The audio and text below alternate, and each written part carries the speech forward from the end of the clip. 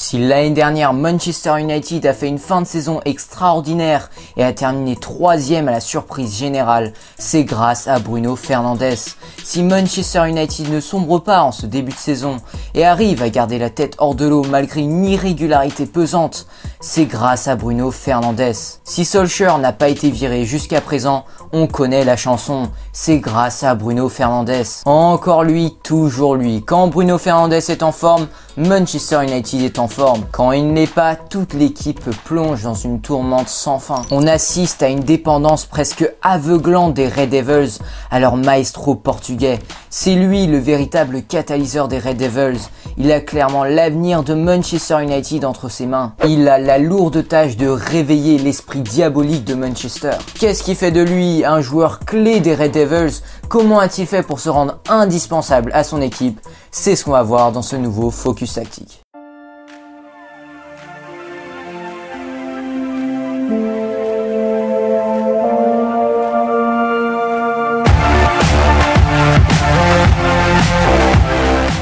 Quand les dirigeants de Manchester United ont officialisé l'arrivée de Bruno Fernandes durant le mercato estival 2020, l'équipe des Red Devils manquait cruellement d'un vrai leader, d'un joueur capable de réveiller une équipe en hibernation durant toute la première partie de saison. Paul Pogba, le leader du milieu de terrain du United, avait raté la majeure partie de la première partie de saison, dû à ses récurrents problèmes aux chevilles, tandis que Marcus Rashford avait manqué un nombre considérable de rencontres à cause d'une fracture au dos. L'arrivée d'un joueur comme Bruno Fernandes était donc un soulagement pour une équipe de Manchester United qui manquait un meneur de jeu sur le terrain. Le Portugais avait beaucoup de détracteurs qui disaient qu'il n'allait pas pouvoir s'adapter à la Première Ligue, que le saut de niveau entre la Liga NOS et la Première Ligue était trop élevé. Mais il a vite fait taire toutes les critiques. En 14 matchs de Première Ligue, il a inscrit 8 buts et délivré la bagatelle de 7 passes décisives. C'est simple, Manchester United n'a pas perdu une seule fois lorsqu'il était sur le terrain. C'est fou quand même l'impact qu'il a eu si rapidement sur son équipe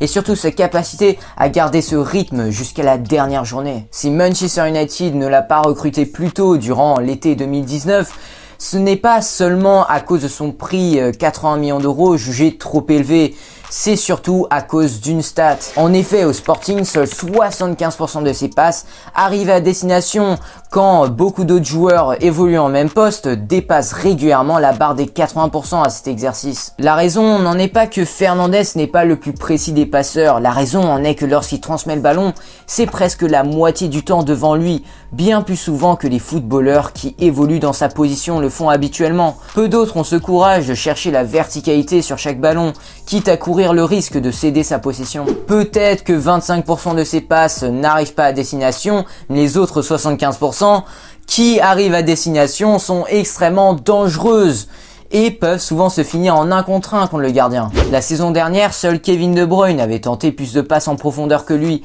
avec 3,64 tentatives par match. Fernandes a un certain flair qui lui permet de trouver les bonnes passes en profondeur. Il a cette excellente vision du jeu qui lui permet de créer des opportunités pour ses coéquipiers. Dans cet exemple contre Bournemouth, l'ancien du Sporting se rend disponible sur le côté droit du terrain. En ouvrant ses épaules et en contrôlant la balle en une touche, il est capable de lancer son partenaire d'attaque en profondeur très rapidement. C'est aussi le genre de joueur qui rend meilleur ses coéquipiers lorsqu'il est sur le terrain. Je pense notamment à Paul Pogba. Bon là, il vit une période assez difficile, mais en fin de saison dernière, il était juste excellent aux côtés du Portugais. McTominay, Fred et Matic ont également bien progressé depuis son arrivée. La principale raison à ça, c'est que Bruno Fernandes est à l'aise un peu à toutes les positions au milieu de terrain. Il est à la fois capable de descendre aux côtés de ses milieux défensifs pour apporter du soutien, mais également recevoir le ballon plus haut sur le terrain, avant de se retourner avec facilité face au but. Avec son heatmap, on peut voir que la majorité de ses actions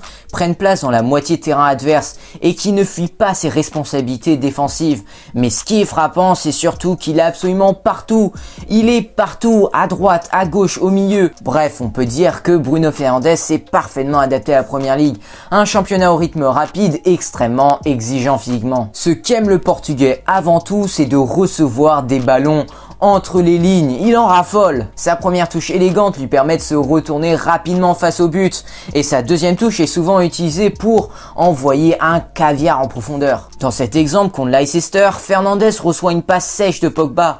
On voit vraiment sa capacité à trouver les bons espaces entre les lignes. Il ne lui reste alors plus qu'à se retourner et réaliser une belle passe en profondeur à un de ses coéquipiers ou à défier le gardien adverse avec une frappe dont lui seul a le secret. Dans cet exemple en particulier, il choisit la passe en profondeur pour Martial, qui alors a un contre 1 face au gardien à gérer. Manchester United est une équipe connue pour être disciplinée dans les 2 premières phases offensives, avant d'avoir plus de liberté dans le dernier tiers. Par conséquent, leurs attaques peuvent parfois paraître stériles lorsque les joueurs manquent d'idées. Mais d'un autre côté, on peut souvent assister à des éclairs de génie avec des mouvements rapides et des passes en une touche de balle. Et Fernandes excelle dans ce genre de situation avec sa capacité à trouver les petits espaces entre les lignes. On a encore un exemple avec cette fois-ci le Portugais recevant une passe de Pogba dans un tout petit périmètre entre 5 défenseurs de Leicester.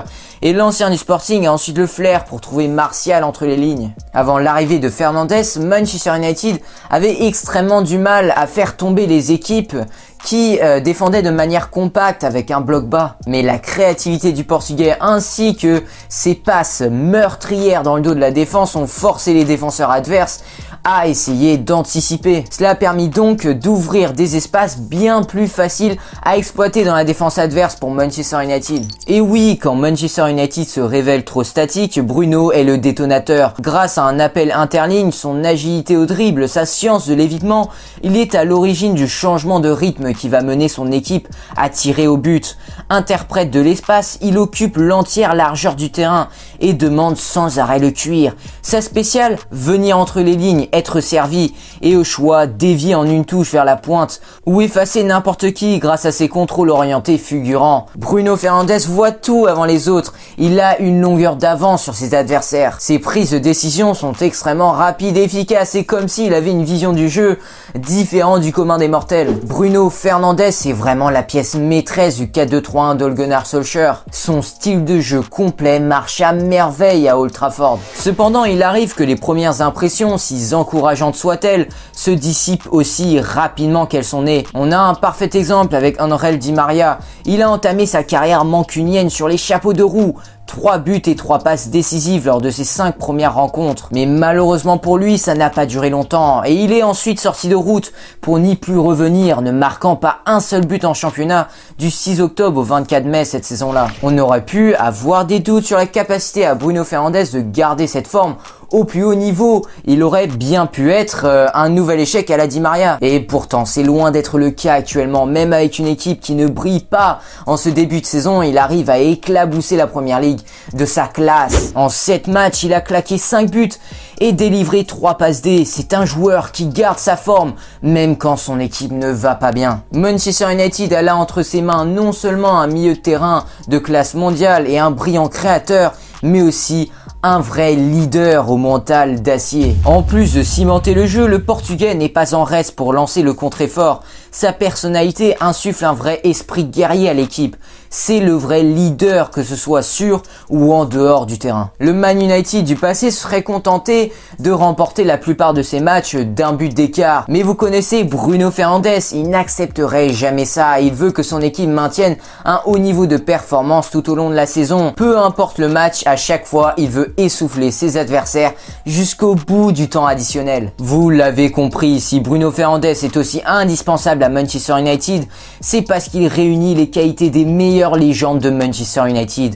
Il a le talent de Paul Scholes, la mentalité de Roy Keane, la capacité d'adaptation de Ryan Giggs, la soif de victoire de Cristiano Ronaldo et enfin la capacité à tout faire de Wayne Rooney. Si ce focus tactique vous aura plu, dans ce cas-là, n'hésitez pas à vous abonner, à cliquer sur la cloche de notification pour ne rater aucune de mes prochaines vidéos et surtout à prendre tous les semaines sur la Première Ligue. Sur ce, moi je vous dis à la prochaine pour une nouvelle analyse palpitante. D'ici là, prenez soin de vous les gars. Ciao les footeurs.